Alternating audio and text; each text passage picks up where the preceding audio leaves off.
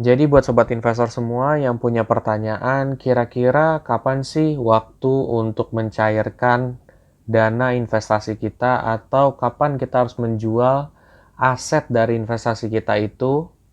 Nah, hari ini gue akan coba membantu jawab dari perspektif gue pribadi ya gitu. Itu seperti apa?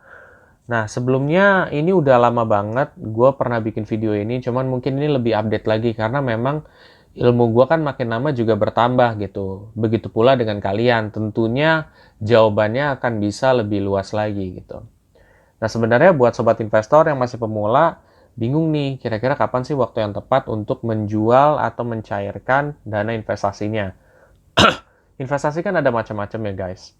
Kalau misalkan mencairkan itu di jangka waktu yang kalian sudah tentukan.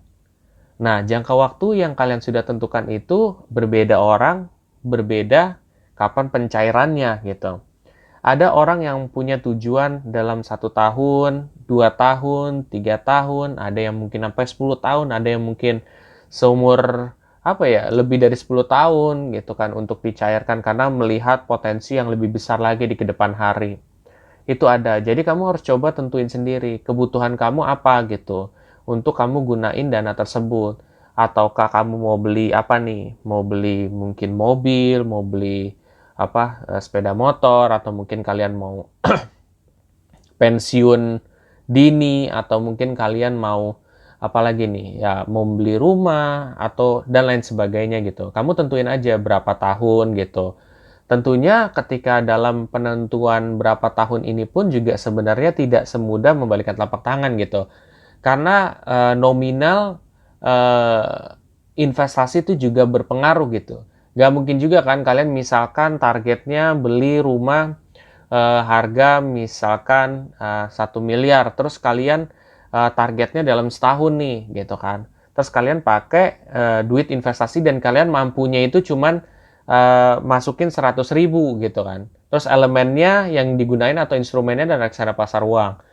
Itu namanya impossible atau itu kemungkinan sulit untuk terjadi gitu. Karena ya terlalu jauh gitu. Nah, caranya kan sekarang ada banyak tuh kalkulator investasi. Kamu coba cek aja gitu. Kalaupun misalkan di apa namanya? Di Bibit ada juga ya kan kalau kalian mau investasi reksadana. Oh, kalau dalam 3 tahun, kalau saya menyisikan ini secara rutin, berapa yang kemungkinan saya dapat? Nah, itu juga ada. Di aplikasi lain juga udah mulai banyak. Kayak misalkan contoh aplikasi cryptocurrency Pintu itu juga ada. Tapi itu kan balik semua itu adalah perkiraan gitu ya, estimasi berdasarkan kinerja masa lalu. Ya, kinerja masa lalu itu kan belum tentu masa depan sama gitu. Dan kita kan nggak ada yang tahu, cuman ya kita balik lagi kepada masa lalu tuh kayak gimana sih gitu. Ya seperti itu. Jadi ya kalian coba bisa gunain tools itu gitu loh untuk menghitung atau mungkin kalian bisa mengestimasi sendiri gitu. Tapi biasanya kalau orang yang bisa mengestimasi sendiri ini orang yang sudah berpengalaman dalam berinvestasi gitu. Dia udah mencoba berbagai macam investasi dan sampai sekarang mungkin menekunin. Jadi mereka akan udah tahu nih.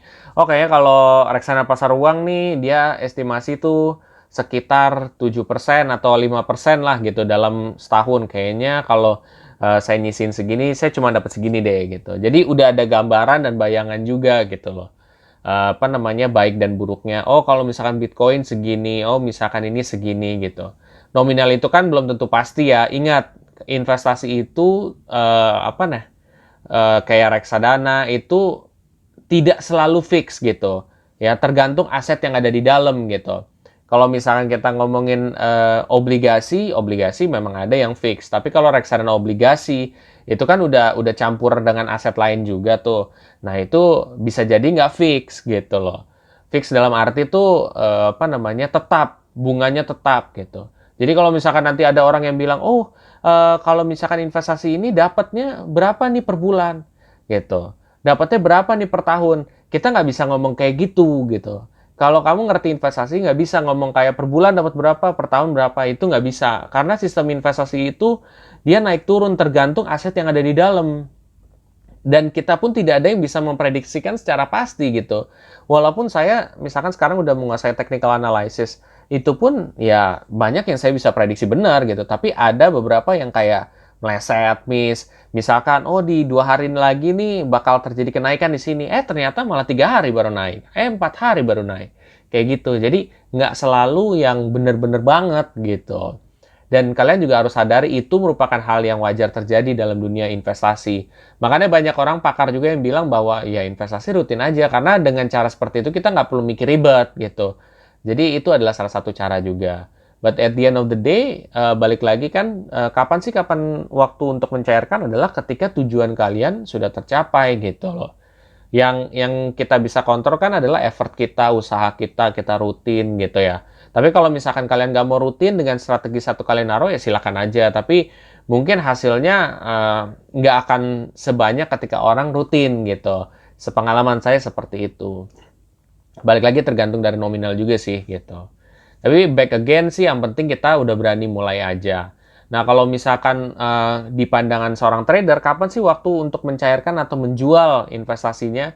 Tentu ketika harganya lagi tinggi gitu. Ketika harganya lagi tinggi, ya mereka akan jual. Mereka kan menggunakan sistem kayak misalkan, oh nih kalau di MACD atau moving average nih udah bagus nih gitu ya, udah di atas daripada garis. Nah, oke nih bisa ada indikasi-indikasi untuk apa namanya naik nih, misalkan patternnya bisa entah mereka mulai beli, terus nanti pas sudah mau jatuh kurvanya ke bawah dia siap-siap jual gitu.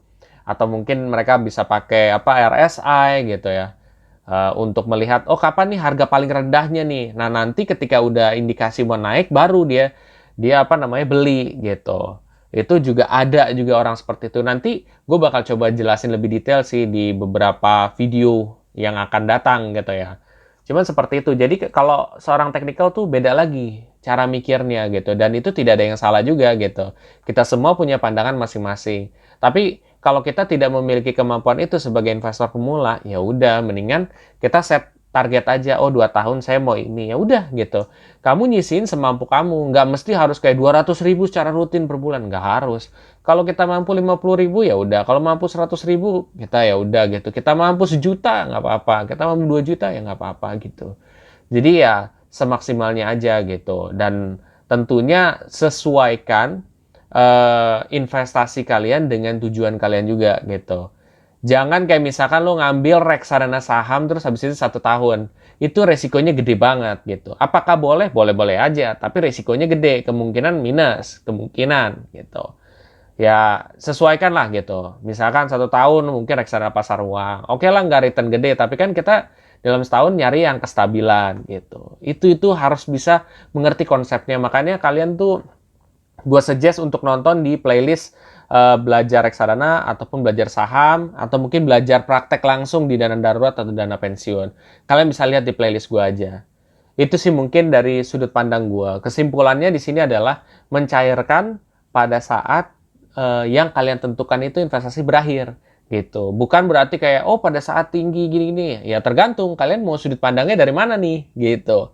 Kalau kalian sebagai investor jangka panjang ya mikirnya kayak gitu. 2 tahun oke deh gue cairin buat dana ini ya udah gitu.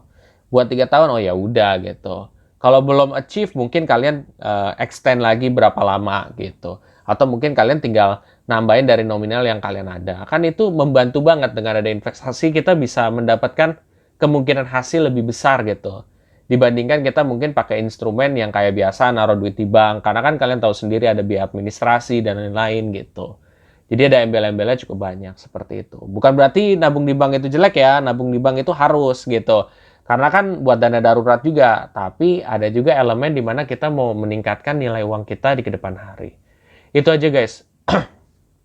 Kalau kalian merasa audio ini sangat bermanfaat, kalian bisa share aja ke sobat investor yang lain ya. Jangan lupa untuk bantu like juga supaya support channel ini untuk maju. Dan share dan komen juga. Sampai jumpa di audio selanjutnya. Terima kasih.